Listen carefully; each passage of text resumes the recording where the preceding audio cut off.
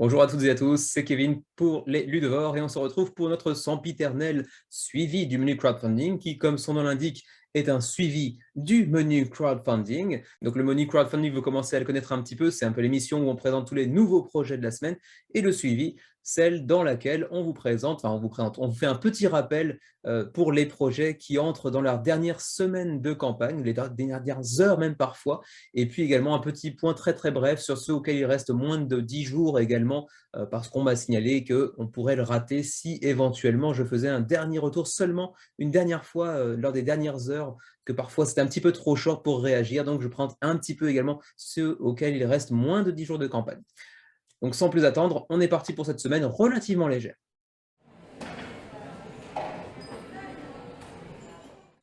Et on commence par Block by Block Uprising. Je présentais le 20 février dernier.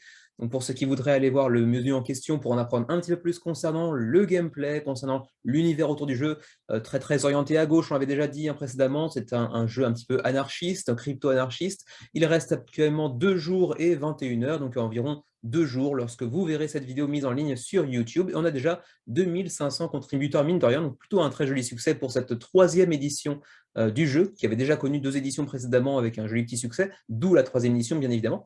Jeu jouable pour 1 à 4 joueurs pour des parties d'environ 2 heures dans lesquelles vous aurez pour mission en fait de créer des insurrections dans diverses situations qui seront définies en début de partie bien évidemment. Un matériel pas extraordinairement, comment dirais-je, mirifique si on peut dire, mais bon, c'est assez logique en termes de thématique et en plus ça permet d'avoir un jeu à peu près abordable en termes de prix. Ceci dit, en termes de stretch goals, eh bien, ils font des stretch goals qui disons, sont très communs, très, comment dirais-je, capitalistes, en fait, un peu dans la lignée de tout ce que l'on voit habituellement, ce qui, pour le coup, n'est pas très, très extrême gauche, anti-capitaliste, anarchiste, mais bon, après tout, ça fait partie de ce qui, comment dirais-je, de ce qui encourage beaucoup les contributeurs à contribuer aussi les stretch goals, même si moi, personnellement, comme beaucoup d'autres, je pense également, on aime bien aussi avoir des campagnes sans stretch goals, savoir directement d'entrée de jeu ce qu'on va avoir, mais c'est vrai que c'est un petit peu excitant de voir des stretch goals débloquer au fur et à mesure. Est-ce que celui-ci va réussir à être atteint ou pas, etc. Ce petit suspense, cette petite impression que l'on peut avoir d'amélioration du jeu, en partie grâce à nous, même si en général, bon, c'est calculé à l'avance pour plus ou moins contenir tel ou tel stretch goal et potentiellement un ou deux autres qui pourraient rentrer dans les frais, etc.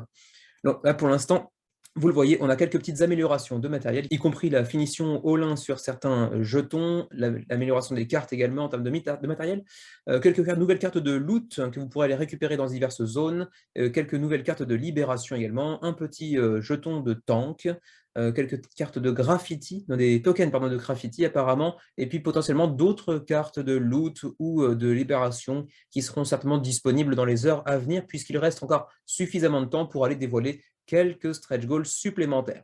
Donc voilà, je vous renvoie vers la vidéo du 20 février dernier, le menu crowdfunding du 20 février dernier, pour en apprendre un petit peu plus sur Block by Block Uprising, pour ceux qui voudraient en apprendre un petit peu plus sur ce jeu. 2545 contributeurs et 117 000 $ d'engrangés. Il reste 2 jours lorsque la vidéo sera mise en ligne sur YouTube. On enchaîne avec Kings of Serbia, qui fait partie de ces jeux que je présente dans le suivi et non dans le menu parce que je les ai ratés une première fois. C'était le cas donc de Kings of Serbia, qui est un jeu de deck building et de placement de cartes, qui a atteint son seuil de financement avec près de 7 000 $ d'engrangés, et il restera environ une trentaine d'heures, un petit peu moins d'une trentaine d'heures, lorsque vous verrez cette vidéo en ligne, avec 103 contributeurs et potentiellement une version française. Donc, je dis potentiellement seulement parce que ce n'était pas encore tout à fait décidé, disons, puisqu'on a ici le mot potential partners, ce qui veut dire des partenaires potentiels. Bon, là, il n'y a pas besoin de faire non plus un master d'anglais pour comprendre que la langue française n'est pas encore officiellement annoncée, mais il y a de fortes chances que ce soit disponible. Par contre, si c'est potential partners, j'ai envie de dire que ce serait peut-être plus pour une sortie boutique que du coup pour cette campagne actuelle. Donc, si le jeu vous intéresse, bon, j'aurais plutôt tendance à vous conseiller d'attendre une version magasin si tant est qu'elle arrive un jour, ce qui n'est pas non plus garanti, certes. Pour les stretch goals, on a ici des social goals, aucun n'a été débloqué malheureusement. Et pour les stretch goals, on a juste eu une upgrade, donc une amélioration en termes de qualité de matériel globalement. Et puis également 4 nouvelles cartes de personnages, mais pour l'instant c'est à peu près tout. On aura certainement, peut-être en tout cas, d'ici les dernières heures de la campagne, 4 nouvelles cartes de territoire et après je doute qu'on aille beaucoup plus loin malheureusement, même si à 12 000 on aurait potentiellement pu aller chercher un mode solo. Bon, après un mode solo pour un jeu qui n'est pas prévu pour à l'origine, c'est pas forcément les meilleurs modes solo qu'on puisse avoir, mais parfois c'est très bon, donc un petit peu dommage de ne pas pouvoir compter dessus, même si parfois dans ce genre de situation, l'éditeur fait un petit effort et met le solo quand même, parce qu'après tout, s'il l'a développé, ce serait quand même dommage de ne pas l'inclure dans le jeu. Après, peut-être qu'il n'est pas encore développé et que c'est juste une promesse. À voir. Donc il restera vraisemblablement un peu moins de 30 heures lorsque vous verrez cette vidéo. Le projet, en tout cas, est financé pour l'instant, mais attention, la version française n'est pas validée. Encore un jeu présenté la semaine dernière dans le suivi du menu crowdfunding et pas dans le menu crowdfunding lui-même. Il s'agit de Broken Planet, qui est un jeu qui nous vient de Belgique. Bon, je vous l'ai dit la semaine dernière, un projet un petit peu mystérieux pour moi, un petit peu difficile à comprendre, d'autant plus que je ne me suis pas plus penché sur son sujet que la semaine dernière, malheureusement, par manque de temps. Donc je ne vais pas vous en dire beaucoup plus, donc allez voir celui de la semaine dernière pour en apprendre un petit peu plus que ce que je vais vous dire aujourd'hui sur Broken Planet, qui a de toute façon atteint son seuil de financement avec 21 000 €, soit 2 fois la somme nécessaire pour le produire. Un jeu qui visuellement est plutôt très agréable à l'œil, je trouve, pour 2 à 5 joueurs, 90 minutes de partie, mais qui est toujours assez mystérieux dans son gameplay pour moi. Je ne suis toujours pas très convaincu d'avoir compris de quoi il s'agissait véritablement. Alors après, peut-être que c'est mon fameux QI à 2 chiffres avec une virgule au milieu qui m'en empêche également. Voilà, vous me direz ce que vous en pensez éventuellement. Ce jeu qui me semble mêler différents mécanismes, pardon, de manière un petit peu étrange parfois, mais qui n'a pas l'air inintéressant pour autant. Donc voilà pour Broken Planet, 288 contributeurs, il restera là encore un peu moins de 30 heures lorsque vous verrez cette vidéo. Et le jeu a quand même accumulé donc 21 500 €.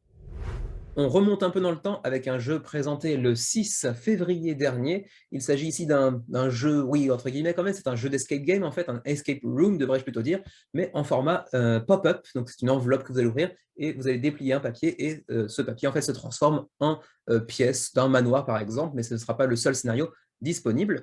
C'est un jeu auquel, là encore, il restera un peu moins de 30 heures lorsque la vidéo sera mise en ligne et qui a attiré 527 contributeurs quand même, avec 62 000 $ canadiens, ce qui n'est pas si mal comme résultat, même si je pense qu'ils auraient pu aller chercher un meilleur résultat, mais c'est vrai que le prix d'entrée était un petit peu cher, si vous vous souvenez bien, parce que, comme je l'avais présenté dans le menu crowdfunding du 6 février dernier, le ticket d'entrée était un petit peu cher avec 72 $ canadiens, soit environ 57-58 € pour un petit jeu d'escape game, donc forcément un petit peu one shot, d'autant plus que le matériel va être un petit peu, comment dirais-je, impacté par les différentes manipulations qu'on va en faire. Par exemple, ce petit tapis là va être soulevé certainement, et une fois que c'est soulevé, il y a un petit pli, donc bon, c'est assez difficile à réutiliser, même si on l'offre à quelqu'un après l'avoir nous-mêmes fini, par exemple.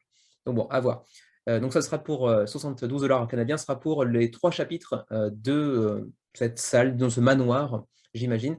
Donc ça reste un jeu assez cher, même si vous vous satisfaisez d'un seul scénario, ça coûtera quand même 27 $ canadiens, soit donc une vingtaine d'euros. C'est pas donné quand même, mais bon, après, il faut voir, il faut aimer vraiment ce type de jeu. Je déteste pas, mais de là à aller baquer, certainement pas trop pour moi, d'autant plus qu'il faudra ajouter par-dessus, bien évidemment, les frais de port et un petit peu de TVA aussi, évidemment. Donc, je rappelle que pour les frais de port, si vous n'êtes pas au Canada et aux USA, ça bondit assez rapidement à 11 $.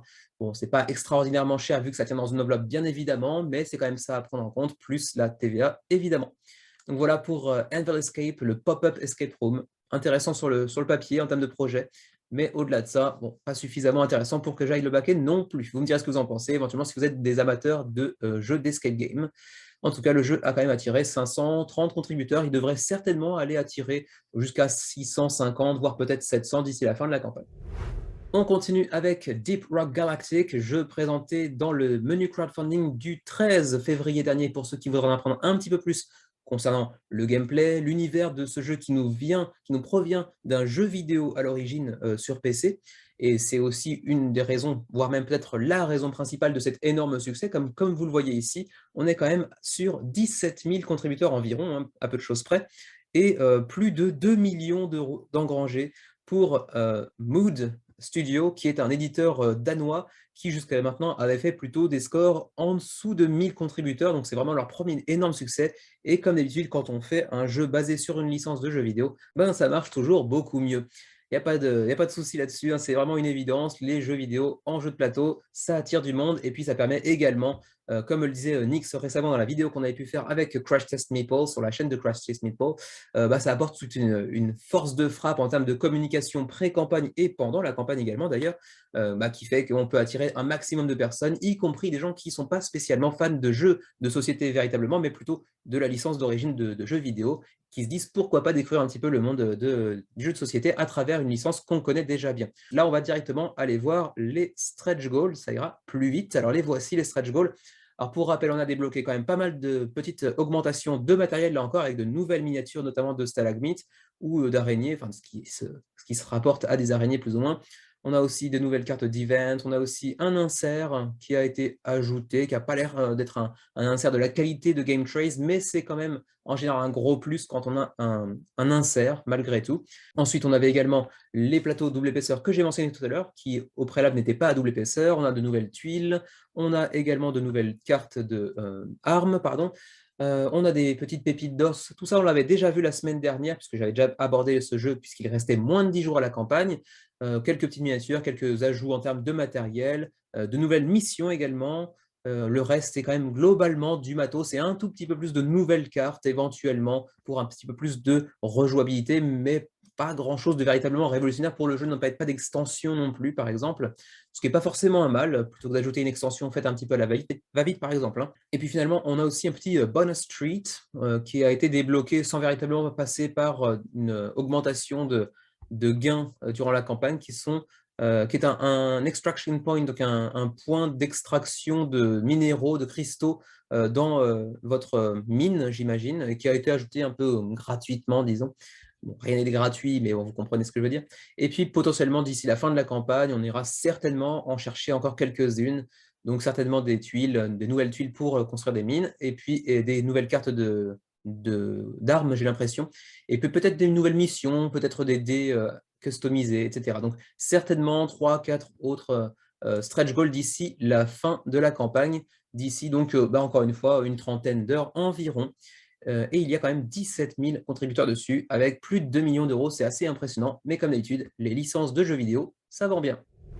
Présenté le 6 février dernier, on passe maintenant à Hand to Hand Wombat, et là aussi bon, c'est une belle machine, hein, c'est une belle machine, 16 000 contributeurs à 60 heures de la fin de la campagne. Bon, c'était largement prévisible, puisque c'est un jeu qui nous vient de Exploding Kittens, l'éditeur du jeu du même nom, bien évidemment, hein, que tout le monde connaît, jeu d'ambiance. Là encore, d'ailleurs, c'est un jeu d'ambiance qui vous propose une expérience assez particulière. Bon, je ne suis pas du tout fan de jeux d'ambiance de manière générale, mais celui-ci particulièrement ne m'attire pas du tout. Mais bon, pour autant, 16 000 contributeurs et près de 860 000 $ d'accumulés. Est-ce qu'on va aller chercher le million? Ça me semble un petit peu short, puisqu'il restera environ une trentaine d'heures lorsque vous verrez cette vidéo, mais ce n'est pas injouable, allez savoir. Donc bon, je vous renvoie vers la vidéo du 6 février dernier pour en apprendre un petit peu plus sur ce jeu, où vous allez vous cacher les yeux et vous allez essayer de construire des pyramides pendant que l'un des joueurs autour de la table va essayer de les détruire. Bon, c'est pas passionnant, mais ça peut être fun si on est dans la bonne ambiance avec les bons amis autour de la table. Et pour ce qui est des stretch goals, si je me souviens bien, ils étaient à l'envers. Alors, c'était ici, voilà, c'est ça. Donc, ça partait du bas. Ouais, c'est bien ça. Donc, j'avais déjà dit la semaine dernière des meeples, quelques petites améliorations. J'avais mentionné aussi un petit timer lumineux et qui vibre. Ce n'était pas encore le cas la semaine dernière, il ne vibrait pas encore. Donc, maintenant, vous pourrez vous enjailler la nuit comme vous le souhaitez avec un petit truc qui fait de la lumière et qui vibre. Voilà. Et puis, on a également ajouté un petit plateau de score à double épaisseur, apparemment. Bon, rien de très particulier, rien de très nécessaire, mais c'est un plus. Et puis également, on a des cartes animées, j'imagine, avec un petit aspect holographique. Selon l'inclinaison de la carte, vous verrez des choses différentes, j'imagine. Parce que c'est Lenticular Front, j'imagine que c'est ça. Donc, il y en aura pour deux nouvelles actions de cartes, de nouvelles cartes d'action, en gros.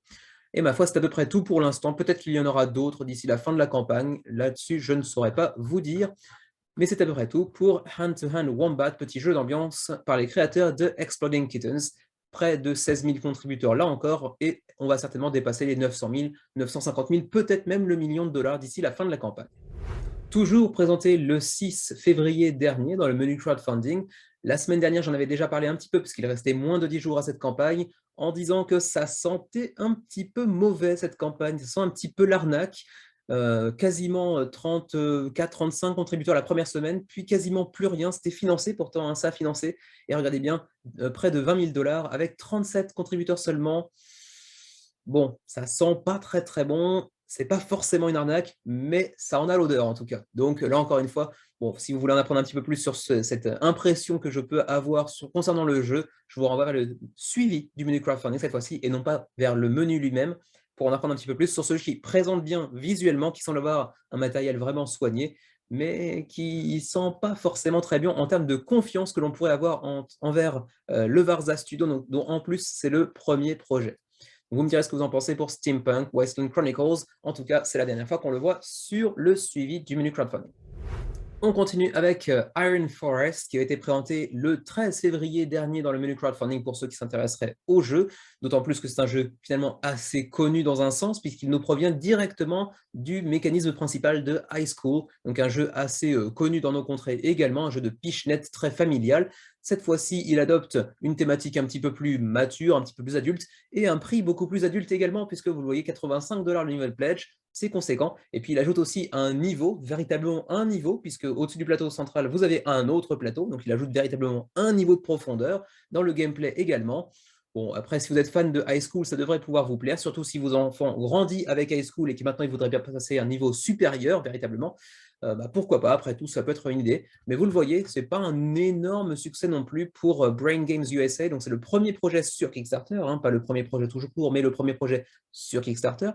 1645 contributeurs, c'est pas extraordinaire. Bon, il reste 4 jours, 3 lorsque vous verrez cette vidéo, pour un jeu qui a quand même attiré 140 000 $, ce qui n'est pas si mal, mais c'est vrai qu'on aurait pu en attendre beaucoup plus pour un jeu qui provient directement de l'univers de High School, même si l'univers thématique est différent, mais en termes de mécanisme, par contre, c'est très, très, très similaire. D'ailleurs, c'est même écrit sur la boîte. Pour ce qui est du matériel, vous avez déjà un petit peu aperçu là, ou sinon je vous renvoie bien évidemment vers la vidéo concernée, donc le 13 février dernier. Et puis pour ce qui est des stretch goals, on va aller voir ça tout de suite ensemble. Alors vous les voyez désormais, ou pas d'ailleurs, c'est un petit peu... Voilà, c'est ici, excusez-moi. Les stretch goals, alors le jeu est financé. Ensuite, on a eu quelques nouvelles cartes par-ci, par-là, de nouveaux scénarios également. On a réussi aussi à débloquer des sortes de bombes un petit peu particulières avec un look un petit peu différent. Nouvelle carte. Et après, c'est à peu près tout pour l'instant, puisque les stretch goals sont assez espacés les uns des autres. Hein, vous voyez, 80 000, 100 000, 120 000, 135 000. Ils ont diminué un tout petit peu là, mais ça reste quand même des marches assez larges à franchir. Du coup, pas beaucoup de stretch goals. Il y en a quelques-uns supplémentaires qui sont des social stretch goals, mais en fait, il n'y en a qu'un, non, il y en a deux voilà, qui ont été ajoutés par-dessus, avec un scénario supplémentaire, et puis un mode free for all, donc chacun pour soi, jusqu'à 8 joueurs. Bon, ça ne me passionne pas outre mesure ce projet, mais c'est vrai que les jeux de dextérité, de pichenette, etc., c'est pas non plus mon fort, j'ose l'avouer sans aucun problème. Ça ne me met pas, là encore une fois, la tulipe à 45 degrés. Voilà pour Iron Forest, qui malgré tout fait un score honorable avec 1645 contributeurs, ce qui devrait très certainement réussir à atteindre 1800, 1850 d'ici la fin de la campagne, dans 4 jours ou 3 jours, lorsque la vidéo sera mise en ligne.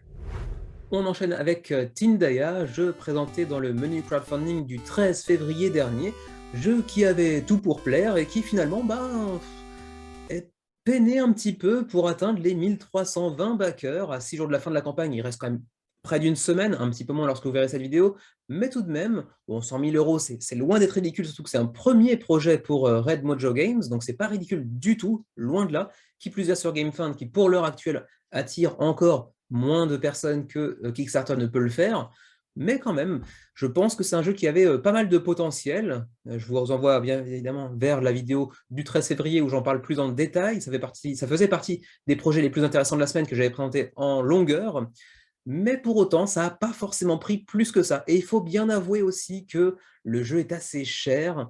On le trouvera très certainement en commerce rapidement une fois que le jeu arrivera au backer, je pense. C'est typiquement un jeu qui va atteindre les boutiques. Et du coup, c'est vrai que le prix j'allais dire du KS, mais du GameFound, du pledge sur GameFound, n'est pas forcément hyper attirant quand on ajoute par-dessus la TVA et les frais de port, bien évidemment. C'est un jeu qui atteignait assez facilement finalement les 100 €. Donc évidemment, vous voyez, 178 € ici, plus les frais de port, plus la TVA, vous arrivez à 100 €. Bon, c'est vrai que pour un jeu qui comporte uniquement cette figurine, le reste, c'est bataille plutôt basique, très agréable, très joli, très bien réalisé, mais pas extraordinaire non plus, comme vous pouvez le voir ici avec certains des stretch goals. Et du coup, c'est vrai que ça fait un petit peu chéro, donc je pense que pas mal de gens sont intéressés, mais préfèrent peut-être attendre la sortie en boutique. Et je pense qu'en boutique, il pourra certainement avoir un joli succès. Petit rappel, ceci dit, le jeu est disponible en français, donc si vous n'avez pas envie d'attendre et qu'en plus vous voulez la version un petit peu deluxe, parce que je rappelle que la version deluxe est disponible uniquement pendant la campagne de GameFound, bah, c'est quand même le meilleur moment pour le prendre. Sinon, après, une fois qu'il arrivera en boutique, il sera un petit peu moins joli, disons. Pour ce qui est des stretch goals, vous en avez ici, disons une demi-douzaine, un petit peu plus peut-être. Donc beaucoup de petites améliorations, disons, graphiques, visuelles, avec des upgrades de tokens, de jetons, hein. Peut-être une amélioration aussi d'épaisseur de tuiles notamment. On a ajouté de nouvelles tuiles justement pour aller composer notre île de départ, enfin notre archipel d'îles plutôt, de départ.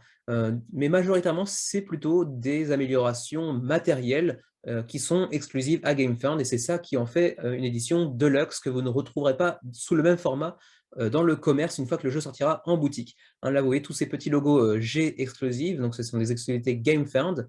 Donc toutes ces petites améliorations seront uniquement réservées à la version GameFound. Donc effectivement, si vous êtes plutôt amateur de toutes ces upgrades matériels, bah, ce sera quand même bien de se pencher sur la campagne. Vous voyez qu'on a notamment des plateaux double épaisseur. Donc ça aussi, c'est quand même un gros plus lorsqu'on joue à un jeu qui nécessite beaucoup de manipulation de petits tokens, de petits cubes et ainsi de suite.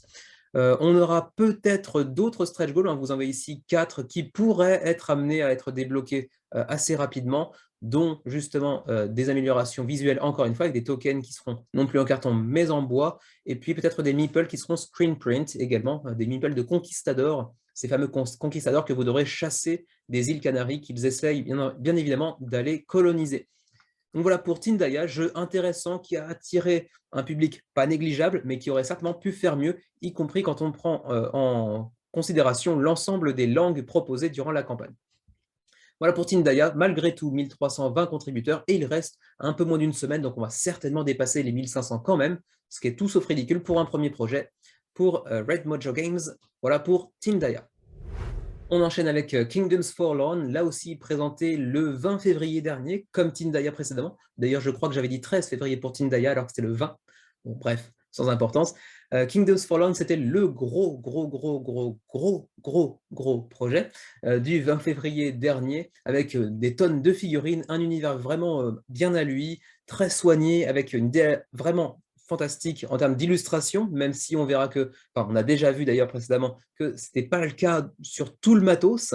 Les illustrations présentées pour, comment dirais-je, illustrer le jeu et son monde, son univers, sont généralement magnifiques.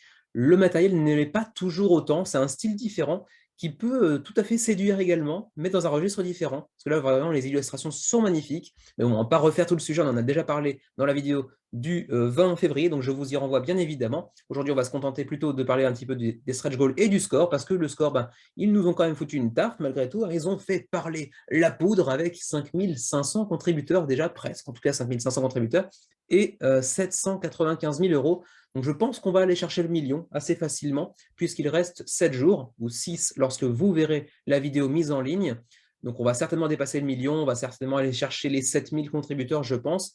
Est-ce que c'est plus, juste par curiosité, que leur précédent projet, à savoir Ernst Trespass, voilà, qui avait fait 8000, donc ce sera peut-être un petit peu moins, enfin ce sera environ dans les mêmes alentours certainement que Ernst Trespass, mais peut-être un petit peu moins malgré tout. Peut-être aussi que les frais de port et la TVA qui sont maintenant ajoutés à peu près partout en Europe font que aussi on a un petit peu plus de mal à aller baquer des gros projets de ce genre, même si ça peut intriguer, attirer beaucoup également. Alors, pour Kingdoms Forlorn, on va essayer d'aller rechercher les stretch goals, mais si vous vous souvenez de la présentation du 20 février dernier, vous savez que la page est extrêmement longue et ça va prendre un temps fou pour les retrouver, bien évidemment. Et puis, s'ils ne les retrouvent pas, écoutez, on passera directement. Ils ont qu'à mieux organiser leur page, à mettre moins de détails dans tous les sens, qui ne sont pas toujours très utiles, qui plus est. Alors, on a des social stretch goals, donc on a pu être très très loin. Les stretch goals, les voici. OK.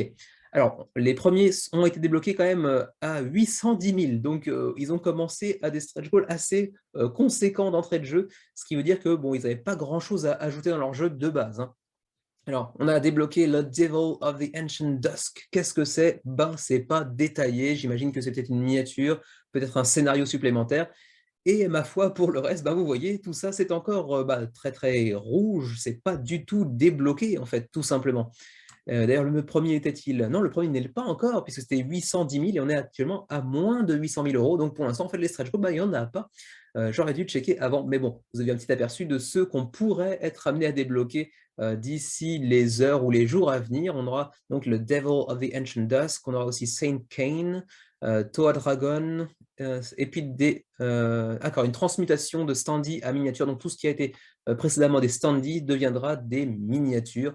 Ça peut être assez classe et ça rajoute une sacrée valeur au pledge également si ça se réalise. Et ça devrait pouvoir se réaliser parce que c'est un jeu qui clairement va atteindre le million, je pense. Et more to come, more coming soon. Donc apparemment, on devrait avoir d'autres stretch goals ajoutés incessamment sous peu pour Kingdoms Fallen, gros projet du 20 février dernier. Pour ceux qui voudraient apprendre un petit peu plus sur le gameplay, l'univers, je vous renvoie bien évidemment vers le menu crowdfunding concerné. Il reste une semaine, on va faire un gros score de toute façon. Projet coup de cœur du 20 février dernier, il s'agit de Earth, dont j'avoue, je suis un petit peu revenu.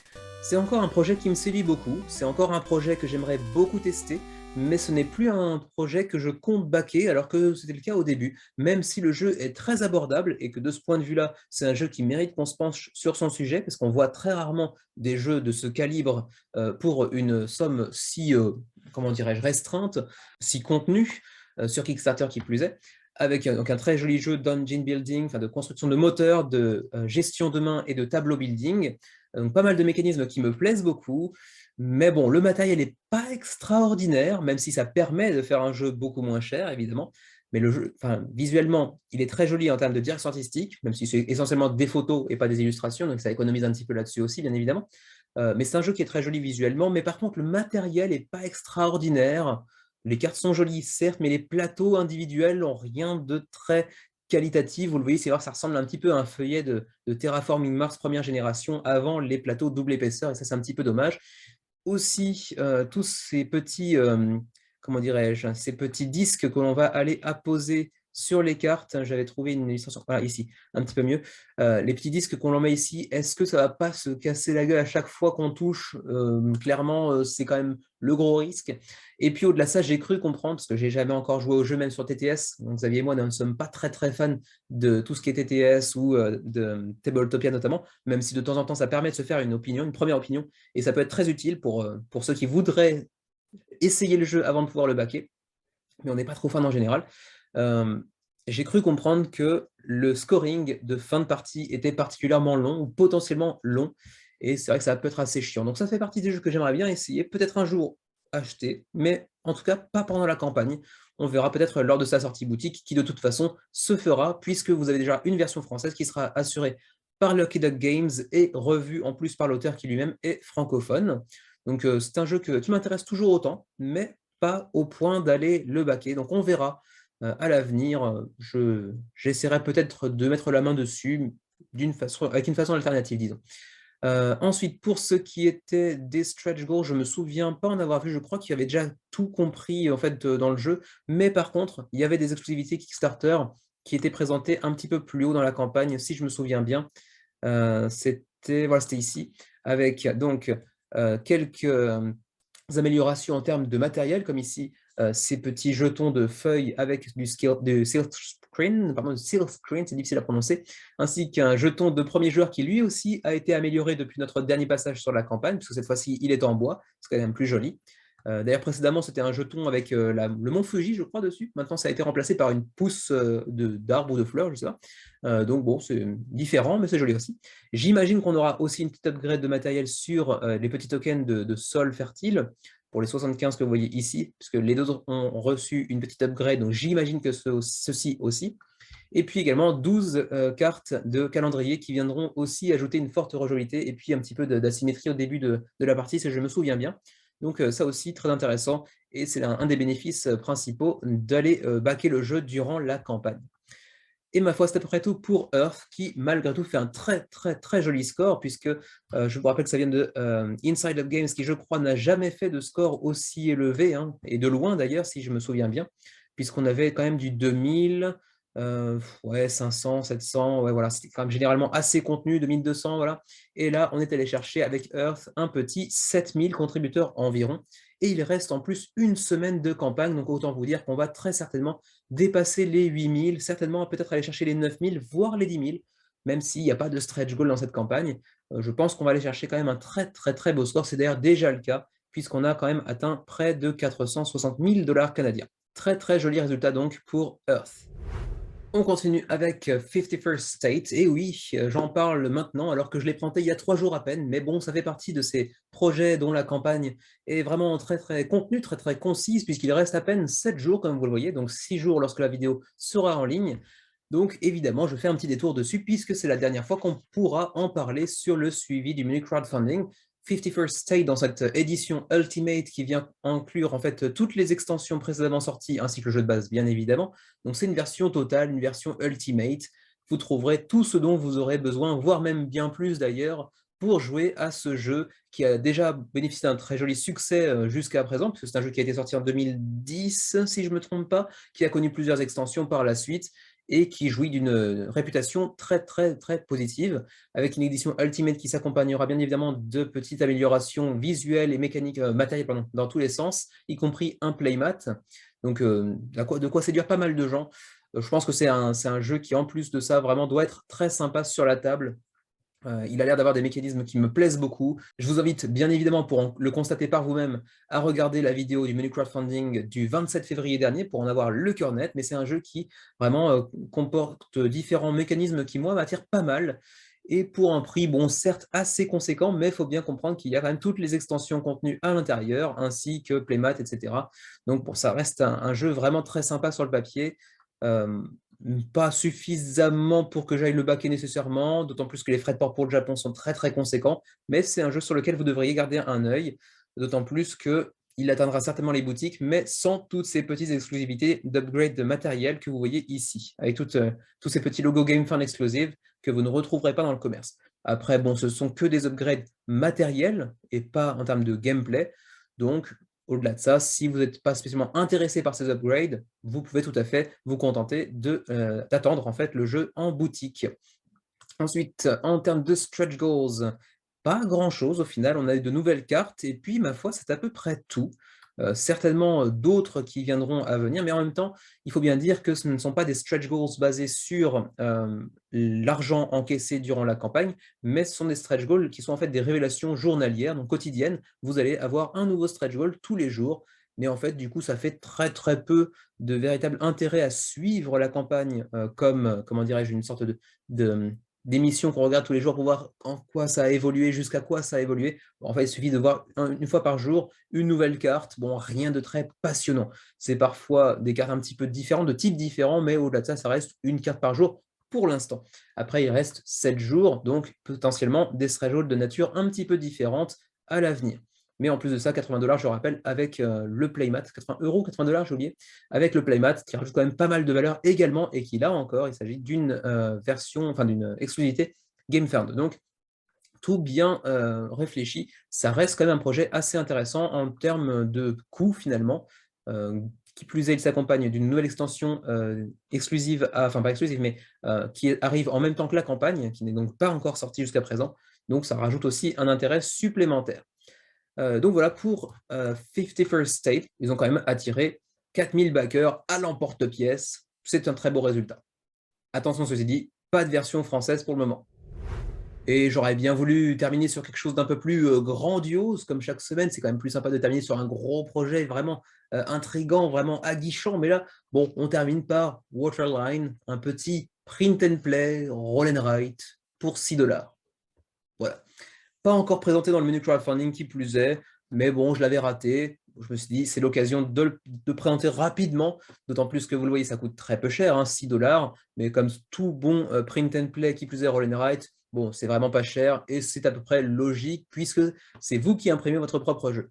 Un jeu pour 30 à 60 minutes, pour 1 à 100 joueurs, comme c'est souvent le cas pour les roll and write, on peut y jouer avec un nombre de joueurs assez conséquent. Pour l'instant, il y a 180 backers avec 1100 $ engagés, donc c'est financé. Il reste 9 jours avant la fin de la campagne. Rien de très particulier, c'est pas très joli non plus. Vous voyez que toutes les to-do lists qui sont pas non plus très, très jolies. Mais bon, après, si on est fan de roll and write, on ne prend pas non plus un gros risque en allant mettre 6 $, d'autant plus qu'il n'y a pas de frais de port, ni peut-être même de TVA sur les projets en print and play, je ne sais pas trop là-dessus. Mais bon, 182 contributeurs, si vous êtes amateur de roll and write et que le print and play ne vous dérange pas, pourquoi pas. Mais bon, c'est vrai que c'est pas très paroxystique, c'est anticlimactique, comme diraient les Anglais, mais non, anti-paroxystique en français, disons, de terminer sur un projet tel que Waterline. Mais bon, que voulez-vous, c'est l'un des seuls projets auxquels il restait moins de 10 jours cette semaine. Donc bon, voilà, on finit par Waterline. Et ma foi, c'est à peu près tout pour cette semaine. Semaine assez légère comparativement à la précédente, et c'est pas plus mal, ça me permet de terminer plus tôt. Sur ce, on vous retrouve très prochainement parce que Xavier devrait pouvoir vous poster peut-être 2 vidéos dans le courant de la semaine. Et puis bien entendu, on se retrouve nous pour le menu crowdfunding le 1er mars qui va être assez chargé, mais ce ne sera pas le plus lourd. Le 22 mars va être beaucoup plus lourd, mais on va commencer mars assez fortement quand même. Allez, on se retrouve très prochainement donc. Je vous souhaite à tous une bonne journée, portez-vous bien et à la prochaine.